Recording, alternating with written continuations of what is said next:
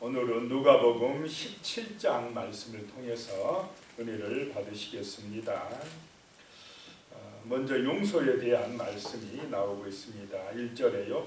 예수께서 제자들에게 이르시되 실족하게 하는 것이 없을 수는 없으나 그렇게 하는 자에게는 화로다. 실족하게 한다라고 하는 것은 유혹에서 넘어지게 한다는 것입니다. 한마디로 죄짓게 한다라고 하는 것입니다. 사람들이 어떤 죄를 지으면 술을 먹든지 노름을 하든지 자기 혼자 하려고 합니까? 사람들을 끌어가려고 합니까? 이 죄는 전염성이 있습니다. 꼭 같이 죄짓게 하려고 한다. 이것입니다. 실족하게 한다는 것은 이렇게 유혹해가지고 죄짓게 하려고 하는 그런 것입니다. 그래서 넘어지게 한다는 것입니다. 하나님에게서 멀어지게 하려고 하는 그런 것이 문제다라고 하는 것입니다. 그런 사람에게는 화로다. 2절에 그가 이 작은 자 중에 하나를 실족하게 할진대 차라리 연자 맷돌이 그 목에 매여 바다에 던져지는 것이 나으니라. 실족하게 하는 것, 유혹에서 죄짓게 하는 것, 그게 큰 죄다라고 말씀하고 있습니다. 3절에요. 너희는 스스로 조심하라. 만일 내 형제가 죄를 범하거든 경고하고 회개하거든 용서하라. 자, 우리 형제가 죄짓고 하나님 떠나고 잘못된 길로 가면 뭐 하라고요? 경고하라 이 말이에요. 경고하라. 지적하라. 그리고는 회개하거든 용서해 줘라. 이게 내가 잘못하고 있구나 하고 회개하면 용서해 줘라라고 하는 것입니다. 그런데 남의 우리 주변의 사람들의 잘못을 지적하기가 쉽습니까? 어렵습니까? 이제 말해가지고 괜히 오히려 화를 내거나 안 받아들이면 어떨까 하는 그런 마음이 들어가지고 말을 못할 때도 있다라고 하는 것입니다. 그런데 진짜 사랑은 그 죄 짓고 잘못할 때 경고해주고 지적해주는 그것이 또 필요한 줄로 믿습니다. 그래서 돌이키게 해서 그 죄악의 길에서 돌아서게 해서 하나님께로 돌아오게 하는 것, 그것이 생명을 살리는 것입니다. 4절에 보면요. 만일 하루에 7번이라도 내게 죄를 짓고 7번 내게 돌아와 내가 회개하노라 하거든 너는 용서하라 하시더라. 7번은 완전수입니다. 계속 용서하라 이 말입니다. 뭐 하거든요? 회개하거든. 솔직히 하루 7번 똑같은 죄는 아니더라. 7번 죄 짓고 7번 와서 용서 빌 사람이 누가 있겠습니까? 그런 일이 있겠습니까? 그만큼 회개하거든 용서해 주는 마음, 그런 너그러운 마음을 가지고 살아가라라고 하는 것입니다. 5절에요. 사도들이 주께 여짜오되 우리에게 믿음을 더하소서 하니, 우리에게 믿음을 좀 더해 주소서 하니 6절에 주께서 이르시되 너희에게 겨자씨 하나일 만한 믿음이 있었더라면 이 뽕나무더러 뿌리가 뽑혀 바다에 심기어라 하였을 것이요 그것이 너희에게 순종하였으리라. 이 겨자씨 하나일 만한 믿음만 있어도 놀라운 역사를 일으킨다라고 하는 것입니다. 중요한 것은 우리 마음에 있는 믿음이 참 믿음이냐 아니냐라고 하는 것이 중요하다는 것입니다. 겨자씨 하나만큼 작은 것이라도 진짜 예수를 믿는 믿음이 우리 안에 있으면 그것이 자라난다는 것입니다. 확장되어진다는 것입니다. 한 사람만, 아브라함 한 사람만 제대로 된 믿음을 가지고 있으면 그 후손들이 엄청나게 많은 영혼들이 구원받게 된다라고 하는 것입니다. 정말 우리의 마음속에 겨자씨 하나만큼이라도 진짜 믿음, 참 믿음, 예수가 나의 주인 된다고 하는 확실한 믿음을 가지고 있으면 성령이 역사하실 줄로 믿으시기 바랍니다. 하나님의 나라는 이루어진다는 것입니다. 7절에요. 너희 중 누구에게 밭을 갈거나 양을 치거나 하는 종이 있어 밭에서 돌아오면 그 너로 곧 와 앉아서 먹으라 말할 자가 있느냐. 옛날 이 시대는 종은 그 집의 재산이나 마찬가지입니다. 종은 주인의 뜻에 무조건 따라야 됩니다. 그런 시절이었습니다. 그래서 종이 있어서 밭에서 하루 종일 일하고 돌아왔는데 앉아서 주인이 그래 수고했다 밥 먹어라. 요즘에는 그러지만 옛날 그걸 안 했다는 것입니다. 그 시절에는. 그렇게 일하고 돌아온 종에게 8절에 도리어 그들어 내 먹을 것을 준비하고 띠를 띠고 내가 먹고 마시는 동안에 수종 들고 너는 그 후에 먹고 마시라 하지 않겠느냐. 그래서 예수님의 제자가 된다는 것은 이런 종의 자세, 종의 태도를 가지고 있어야 된다라고 하는 것입니다.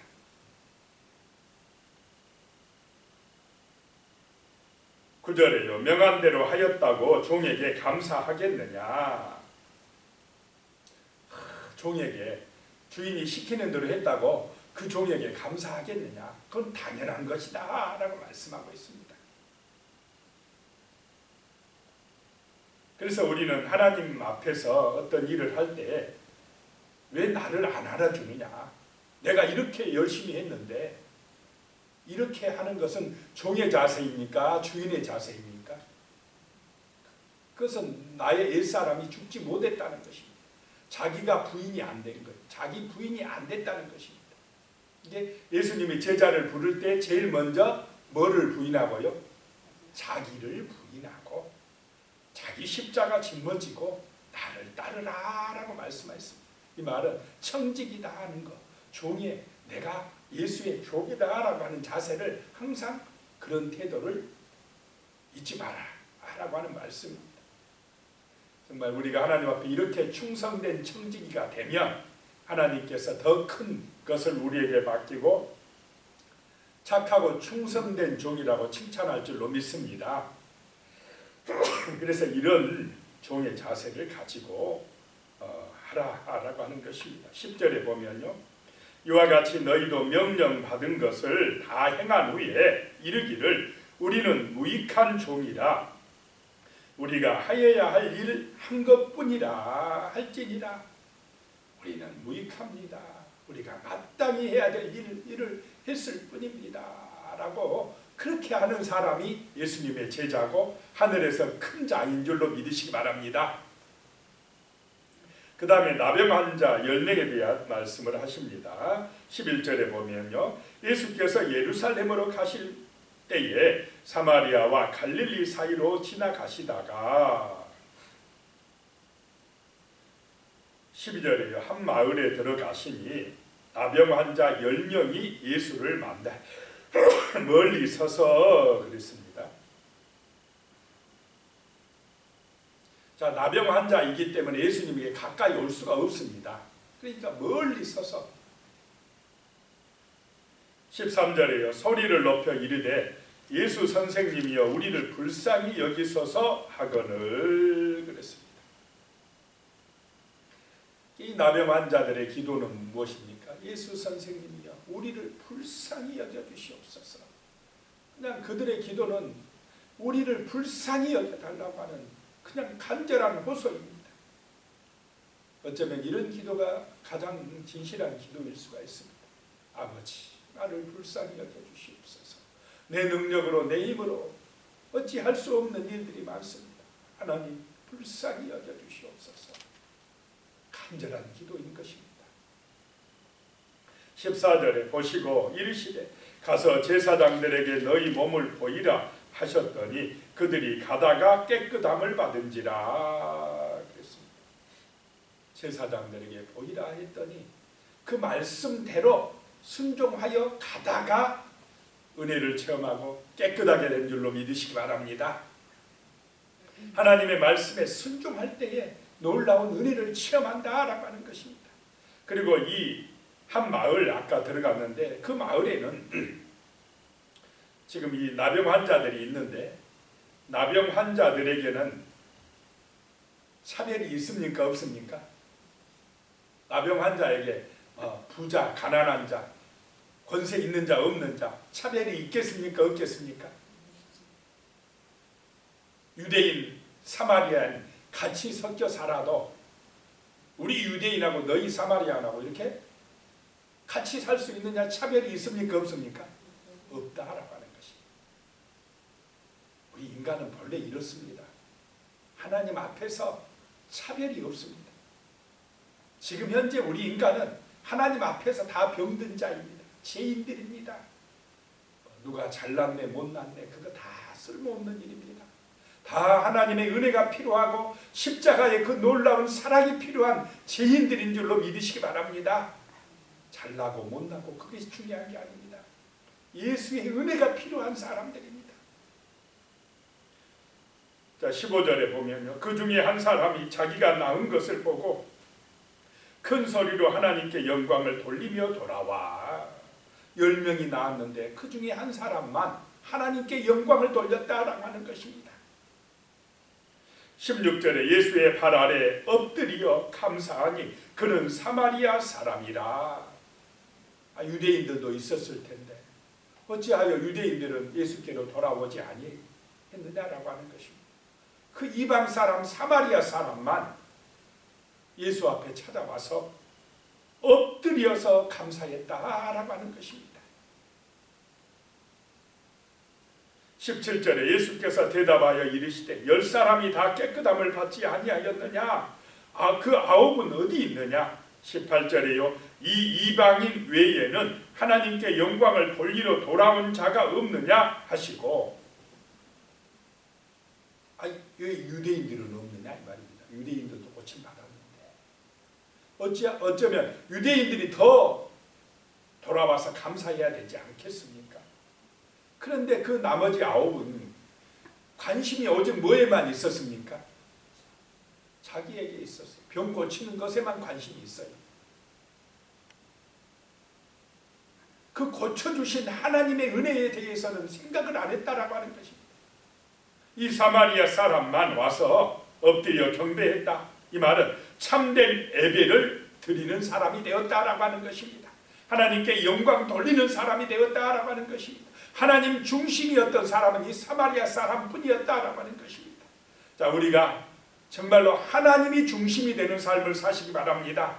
내가 중심이 아니라 하나님께 영광 돌리는 사람, 예수의 영광을 위하여 살아가는 사람, 그런 사람이 되어야 구원받는다라고 하는 것입니다. 19절에 그에게 이르시되 일어나 가라 내 믿음이 너를 구원하였느니라 하시더라. 그 9명은 병 고치는 믿음을 가졌을지를 모르지만 구원받는 믿음이 없었다라고 하는 것입니다. 참된 예배를 드리는 하나님께 영광 돌리는 믿음이 없었다라고 하는 것이 문제다는 것입니다. 자, 그 다음에 이제 20절부터 하나님의 나라는 너희 안에 있다 라고 하는 말씀을 하시는데요. 20절에 바리새인들이 하나님의 나라가 어느 때에 임하니까 묻거늘 예수께서 대답하여 이르시되 하나님의 나라는 볼 수 있게 임하는 것이 아니요 그랬습니다. 자꾸 보여달라고 그러는데 하나님의 나라는 육신의 눈에 볼 수 있게 임하는 것이 아니랍니다. 믿음의 눈이 있어야 될 줄로 믿습니다. 보이지 않게 임한다는 것입니다. 21절에 또 여기 있다 저기 있다고도 못하리니 하나님의 나라는 너희 안에 있느니라.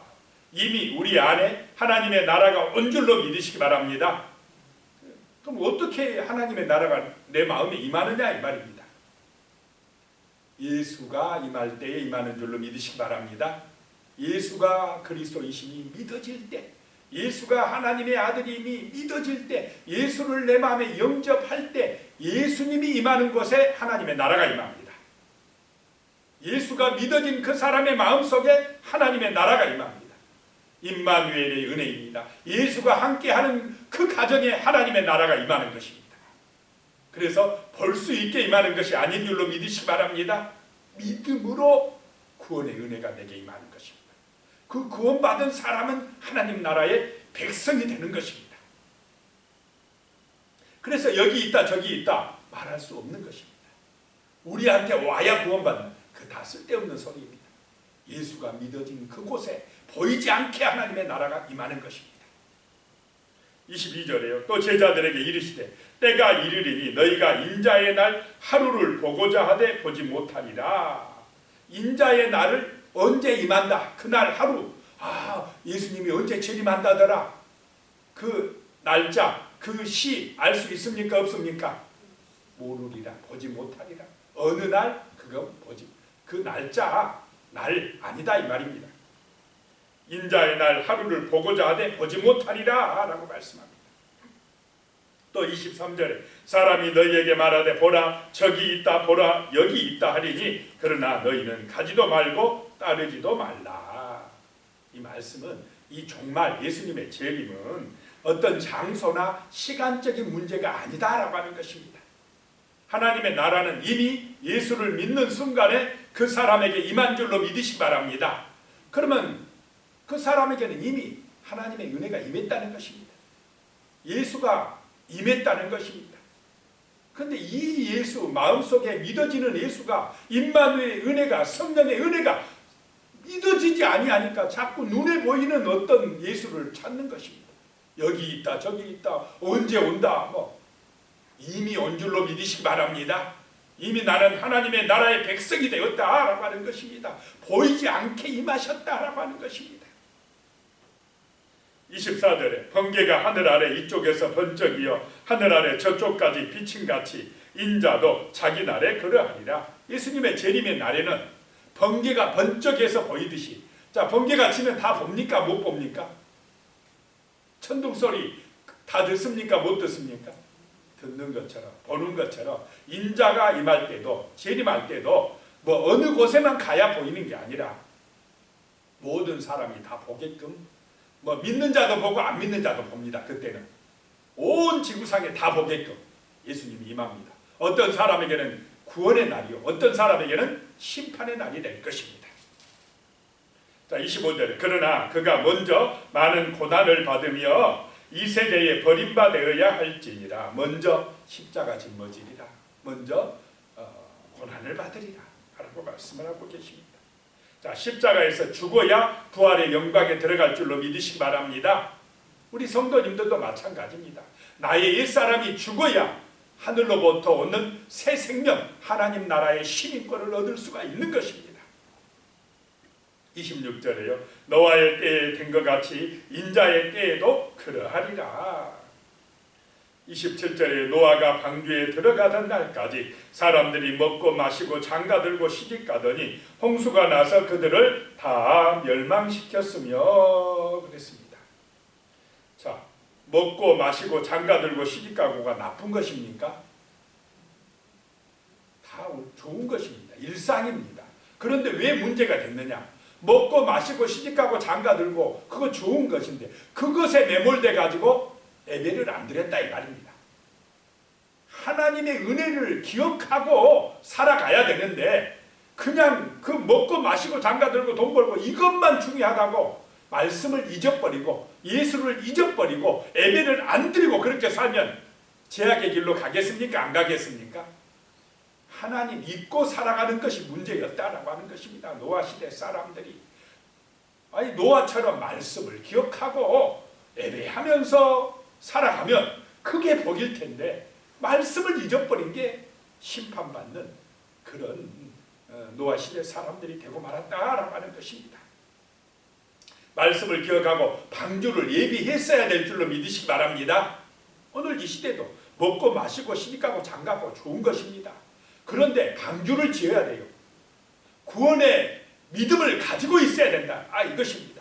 하나님 앞에 예배하는 예배자들이 참된 예배자들이 되고 나서 그 은혜 안에서 먹고 마시고 장가들고 시집가고 열심히 살아가야 될 줄로 믿습니다. 그래야 구원받지 않겠습니까? 천국 가지 않겠습니까? 심판 때에 면제받지 않겠습니까? 불심판이 오고 있는데 그런 말씀은 생각도 안 하고 먹고 마시고 시집가고 장가가고 그런 것만 매몰돼 가지고 거기에만 빠져 있으면 이거는 심판을 대비하지 못하는 거 문제가 되지 않겠습니까? 그걸 지적하고 있습니다. 28절에요. 또 노새 때와 같으리니 사람들이 먹고 마시고 사고 팔고 심고 집을 짓더니 하나님 잃어버리고 먹고 마시고 막 사고 팔고 하니까 탐욕에 빠지고 사치향락에 빠지고 쾌락에 빠지고 죄짓고 그러지 않겠습니까? 그러니 소돔과 고모라가 망하는 것입니다.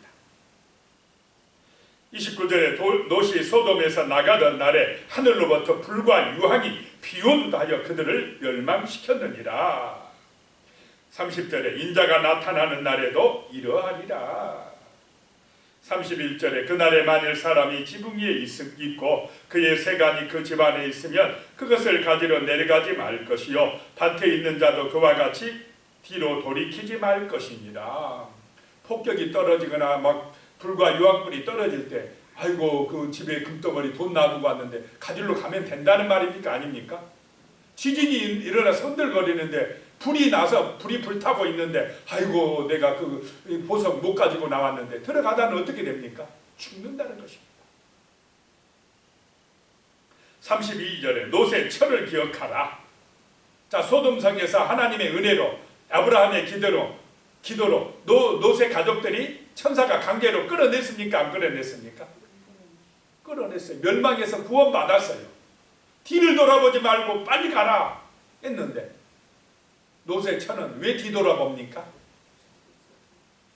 아이고 저기 내 재산 있는데 재산이 내 목숨 구원해 줍니까?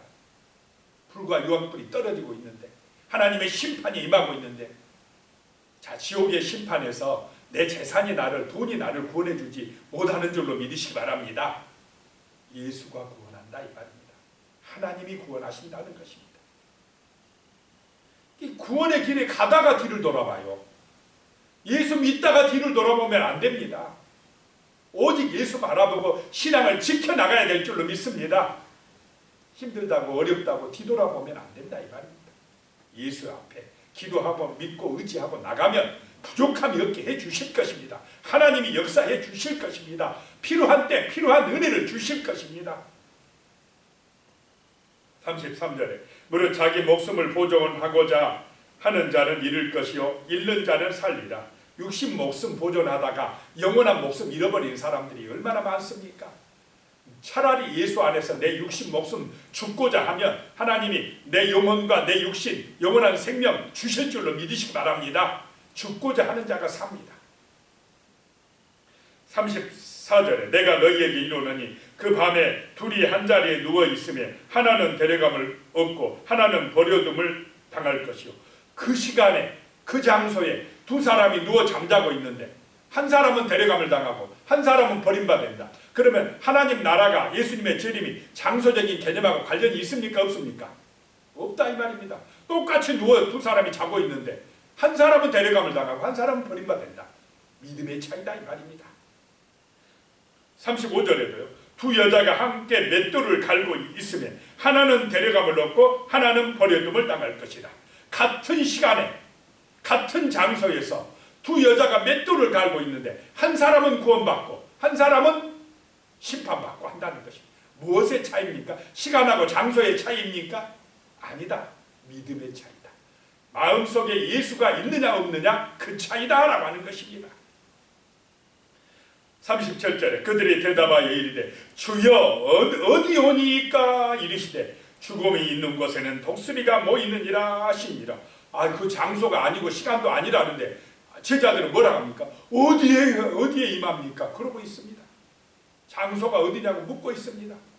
그랬더니 예수님이 죽음이 있는 곳에 독수리가 임하느니라. 징조를 봐 징조. 장소 때 묻지 마 라고 하는 말씀입니다. 기도하겠습니다. 하나님 아버지 주의 놀라운 사랑과 은혜가 임하길 원합니다. 정말로 하나님의 나라가 우리 안에 임하는 줄로 믿습니다. 예수가 믿어지는 그곳에 하나님의 나라가 이미 임한 줄로 믿습니다. 예수를 모시고 사는 사람에게는 정말로 아버지 하나님의 나라가 보장되는 줄로 믿습니다. 영원한 생명이 하늘나라의 생명책에 그 이름이 기록되므로 보장되는 줄로 믿습니다. 하나님이 정말 예수님이 여기 있다 저기 있다 하는데 속지 말게 하여 주시고 어느 날 어느 때다 라고 말하는 것에도 속지 말게 하시고 우리 마음속에 이미 예수가 믿어짐으로 하나님의 나라가 이미 있다는 사실을 믿고 살아가는 예수의 증인되게 하여 주시옵소서. 예수님의 이름으로 기도드리오며 이제는 우리 주 예수 그리스도의 은혜와 하나님 아버지의 무한하신 사랑과 성령님의 교통하시고 함께하시고 도우시는 은혜가 영원히 함께하시기를 축원하옵나이다. 아멘.